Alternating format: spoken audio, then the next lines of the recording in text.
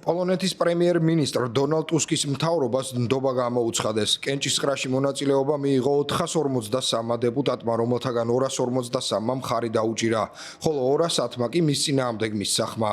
კენჭისყრას წინ უძღოდა სიტყვით გამოსვლა. მას პარლამენტის 279 წევრი უსვამდა კითხვებს. ტუსკი ოპტიმისტურად იყო განწყობილი კენჭისყრის შედეგებთან დაკავშირებით.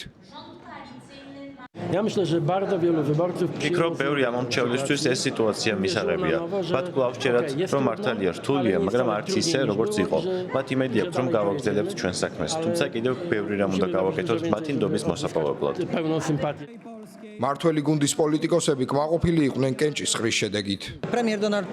იგი საუკეთესო პრემიერ-მინისტრია, რომელიც აერთიანებს ამ კოალიციას. იგი სწორ მიმართულებას გვაძლევს. ეს რა თქმა უნდა ერთგვარი გადატვირთვაა, ახალი დასაწყისი. ეს არის მთავრობის რეკონსტრუქციის პერიოდი, რადგან წინ საპარლამენტო არჩევნებია. თუმცა ჯერ კიდევ არის დრო. ვიცით, რომ მეორევა და განსხვავებული იქნება. გამოვიტანთ დასკვნებს და გავაგრძელებთ მუშაობასა და წინსვლას. ოპოზიციონერმა პოლიტიკოსებმა ტუსკის ნდობის გამოცხადებასთან დაკავშირებით კრიტიკა გამოთქვეს. დონალდ ტუსკი არც პრემიერ-მინისტრი უნდა იყოს და არც პარლამენტის წევრი. ის პატიმრობაში უნდა იყოს. როგორ შეიძლება დაუჭირო მხარი ადამიანს, რომელსაც არ ენდობი? როგორ შეიძლება მისთვის და მისი მთავრობისთვის ნდობის გამოცხადება? ეს სამწუხაროა პოლონეთისთვის, ჩვენი მომავლისთვის.